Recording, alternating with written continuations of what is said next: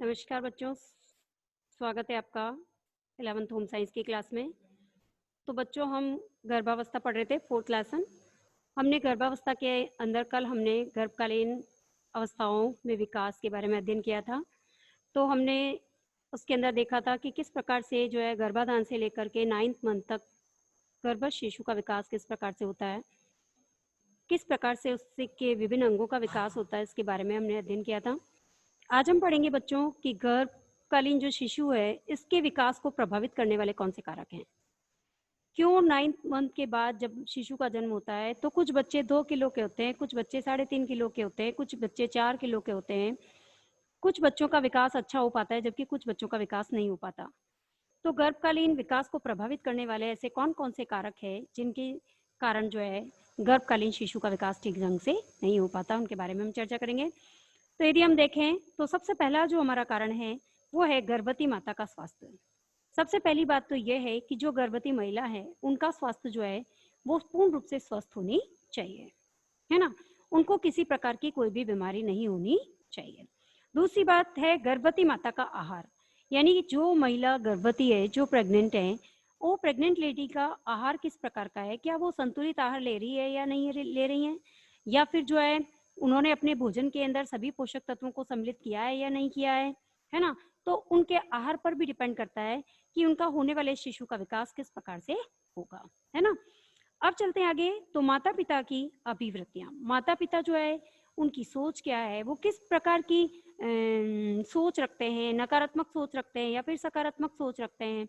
यदि वो सकारात्मक सोच रखते हैं तो बेबी जो होता है वो भी अच्छा डेवलप होता है, उसका विकास अच्छे से होता है। यदि उनकी सोच भी नकारात्मक होती है तो बच्चे का विकास जो होता है ठीक ढंग से नहीं हो पाता। तो कहने का मतलब कि जो माता पिता है उनकी अभिवृत्तियां किस प्रकार की है, उनकी सोच किस प्रकार की है, उनके विचार किस प्रकार के हैं, है ना, इन सभी बातों पर भी जो है गर्भस्थ शिशु के विकास पर इनका असर पड़ता है। इसके साथ ही हम चलते आगे, माता पिता की उम्र पर भी जो है वो डिपेंड करता है कि गर्भस्थ शिशु का विकास किस प्रकार से होगा। एक सही उम्र के अंदर जब कोई भी महिला शिशु को जन्म देती है तब उसके गर्भस्थ शिशु का विकास ठीक ढंग से होता है, और एक 50 साल के बाद यदि कोई महिला गर्भवती होती है तो हम नहीं कह सकते कि उस महिला के गर्भ में जो शिशु पल रहा है उसका विकास ठीक ढंग से होगा या नहीं होगा। तो एक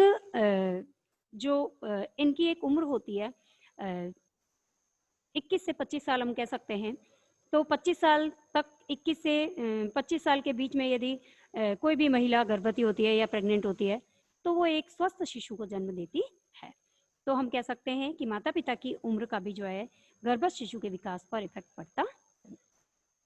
अब चलते हैं बच्चों आगे, गर्भवती माता की संवेगात्मक अनुभूतियां। बिल्कुल सही है कि गर्भवती जो माता है उनमें किस प्रकार के संवेग उत्पन्न होते हैं, उनमें किस प्रकार की जो है क्या उनको गुस्सा आता है, क्रोध आता है, चिंता है, या कई प्रकार का किसी प्रकार का भय है, कई प्रकार के संवेगात्मक जो है अभिवृत्तियां उनके अंदर उत्पन्न हो सकती है। यदि इस प्रकार की अभिवृत्तियां उनमें उत्पन्न होती है गर्भावस्था के दौरान, प्रेगनेंसी के दौरान, तो हम कह सकते हैं कि गर्भस्थ शिशु का के विकास पर इसका इफेक्ट पड़ता है।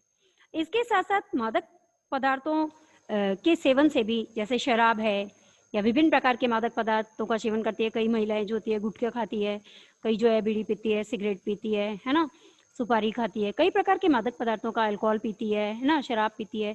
तो इस प्रकार से यदि महिलाएं जो है गर्भस्थ जो महिलाएं हैं यदि वो मादक पदार्थों का सेवन करती है तो उसके कारण भी उनके गर्भ में पलने वाला जो शिशु है उसका विकास ठीक ढंग से नहीं हो पाता है। तो हम कह सकते हैं कि गर्भकालीन विकास को प्रभावित करने वाले ये 6 कारण हैं, जिसमें सबसे पहले गर्भवती माता का स्वास्थ्य है, दूसरा गर्भवती माता का आहार है, तीसरा माता पिता की अभिवृत्तियां हैं, चौथा माता पिता की उम्र भी इफेक्ट करती है, पांचवा गर्भवती माता की संवेगात्मक अभिवृत्तियां, और छठा है कि यदि कोई गर्भवती महिला विभिन्न प्रकार के मादक पदार्थों का सेवन करती है तो उसका भी इफेक्ट उसके गर्भ में पलने वाले शिशु के विकास पर पड़ता है। तो समझ में आया आपको कि गर्भकालीन विकास को प्रभावित करने वाले ये 6 प्रमुख कारण हैं। अब चलते हैं बच्चों, गर्भावस्था के दौरान महिलाओं को किस प्रकार का कष्ट होता है। तो विभिन्न प्रकार के कष्ट में अपन शुरू से चर्चा करते आ रहे हैं कि गर्भावस्था के दौरान जो है महिलाओं को कई प्रकार की समस्याओं का सामना करना पड़ता है, जैसे कि जी मचलाता है ना, कब्ज की प्रॉब्लम रहती है, कॉन्स्टिपेशन रहता है, छाती में जलन रहती है, अपच रहता है ना, अनिद्रा रहती है, या फिर मस्से हो जाते हैं, पाइल्स हो जाते हैं, या फिर पेशी ऐंठन यानी कि मसल्स पेन होता है, बाइंटे आते हैं, है ना। इसके साथ साथ बार बार मूत्र विसर्जन की जो है विसर्जन की प्रक्रिया रहती है, या फिर कमर में भी दर्द रहता है, या फिर हम कह सकते हैं पाँव में सूजन आ जाती है, या शरीर के किसी भाग में हाथ पाँव आदि शरीर के चेहरे पर सूजन आ जाती है ना। चेहरे पर जो है आंखों के नीचे काले गड्ढे हो जाते हैं, झाइयाँ पड़ जाती है ना। फिर इसके साथ साथ जो है हम ये कह सकते हैं शिराएं जो होती है वो फूल जाती है। इसके साथ साथ योनि श्राव होने लगता है कई प्रकार का, है ना। और इसके साथ साथ श्वास में भी जो है महिलाओं को प्रॉब्लम होती है, श्वसन की प्रक्रिया में, ब्रीथिंग में भी प्रॉब्लम होती है। इसके साथ साथ आहार के प्रति कभी तो बहुत ज्यादा घृणा हो जाती है, या फिर कभी बहुत ज्यादा प्रेम भी हो जाता है ना। कभी तो हर कोई चीज खाने का मन करता है, कभी जो है किसी भी चीज के सामने देखने का भी मन नहीं करता। तो हम कह सकते हैं कि गर्भावस्था के दौरान महिलाओं को कई प्रकार की समस्याओं का सामना करना पड़ता है।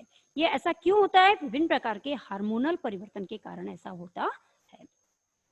अब चलते हैं बच्चों, गर्भवती स्त्री की देखभाल हमें किस प्रकार से करनी चाहिए। हम क्या करें कि गर्भवती महिलाओं की देखभाल अच्छे से हो सके, ताकि उनके गर्भ में पलने वाला जो शिशु है उसका विकास भी अच्छे से हो और महिलाओं को किसी प्रकार की प्रॉब्लम ना हो। तो इसके लिए सबसे पहले उनके आहार पर हमको जो है विशेष रूप से ध्यान देना चाहिए। सबसे पहली बात तो गर्भावस्था के दौरान जो है महिलाओं को संतुलित आहार जो है वो लेना चाहिए। जैसे कि उनको अपने भोजन के अंदर कार्बोहाइड्रेट है, प्रोटीन है, विटामिन है, खनिज लवण है ना, और रेशेदार फूड है, साबुत अनाज है, अंकुरित अनाज है ना, फ्रूट्स है, वेजिटेबल्स है, इन सभी को जो है अपने आहार के अंदर शामिल करना चाहिए, ताकि जब सभी पोषक तत्व जो है शरीर को मिलेंगे तो इससे उनका शरीर जो होगा स्वस्थ रहेगा, और जब शरीर स्वस्थ रहेगा तो उनके गर्भ में पलने वाला शिशु का विकास भी अच्छे से होगा और शिशु भी स्वस्थ होगा। दूसरी चीज यदि हम देखें तो गर्भवती महिलाओं को जो है दूध भी दोनों टाइम लेना चाहिए।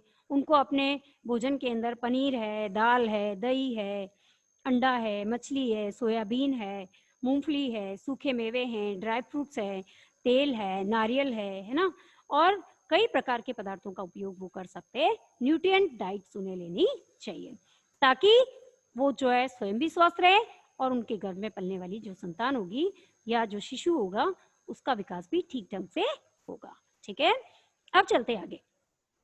इसके साथ साथ उनको फ्रूट, सभी प्रकार के फ्रूट्स लेने चाहिए, जैसे पपीता है, आम है, गाजर है ना, एप्पल है ना, और विटामिन सी, टमाटर लेना चाहिए, नींबू लेना चाहिए, आंवला लेना चाहिए, है ना।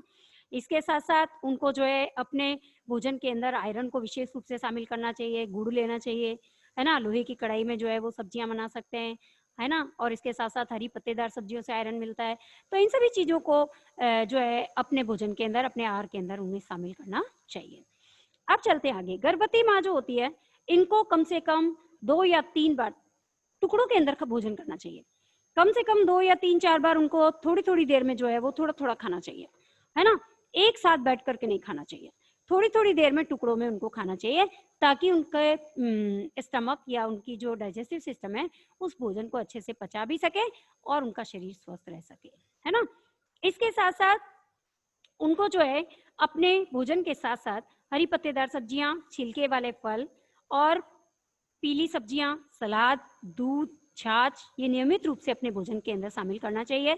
इसके साथ साथ उनको जो है जल जो है वो जल की मात्रा जो है वो अधिक लेनी चाहिए प्रेगनेंसी के दौरान, है ना।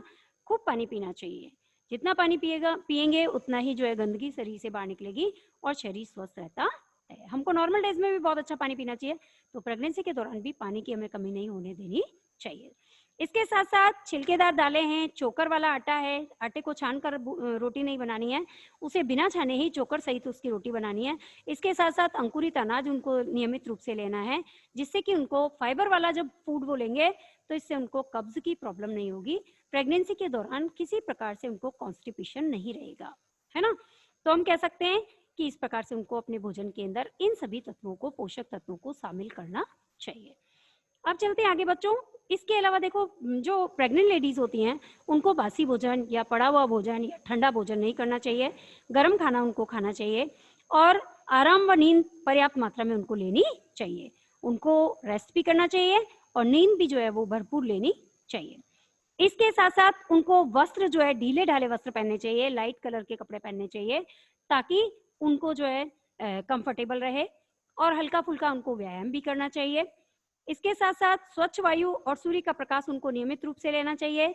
सुबह शाम उनको क्लीन एटमॉस्फेयर जब रहता है सुबह और शाम, तो मॉर्निंग वॉक करनी चाहिए, इवनिंग वॉक करनी चाहिए।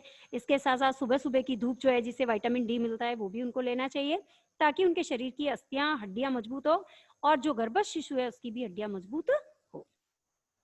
इसके साथ साथ उनको इससे मानसिक शांति भी मिलेगी और उनका शरीर भी स्वस्थ रहेगा। इसके साथ साथ शारीरिक स्वच्छता का प्रेग्नेंट लेडीज को विशेष ध्यान रखना चाहिए।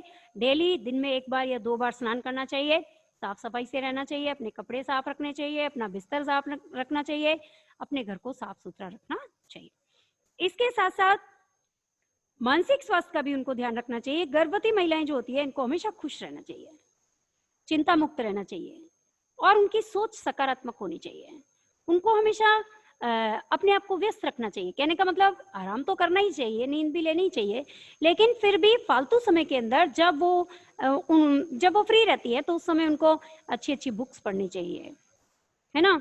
रामायण है, भागवत है, इसका पाठ कर सकती है, वो गीता का, भगवत गीता का पाठ कर सकती है ना। तो अच्छी अच्छी बुक्स उन्हें पढ़नी चाहिए, उन्हें अपनी सोच सकारात्मक रखनी चाहिए, अच्छे विचार रखने चाहिए, क्योंकि इन सभी चीजों का इफेक्ट जो है वो गर्भस्थ शिशु पर पड़ता है। जैसी माँ की सोच होगी, जैसा माँ का स्वास्थ्य होगा, वैसा ही बच्चा जो है वो डेवलप होता है। तो इस प्रकार से हम कह सकते हैं कि गर्भवती स्त्री की देखभाल के लिए हमें क्या क्या करना चाहिए, किस प्रकार से गर्भवती महिला की देखभाल करनी चाहिए। तो बच्चों, आज हमारा लेसन यहीं पर कंप्लीट होता है और कल हम इसके क्वेश्चन आंसर करेंगे। तो धन्यवाद बच्चों, जय श्री कृष्णा। नेक्स्ट लेसन हम नेक्स्ट क्लास के अंदर कंटिन्यू करेंगे। धन्यवाद।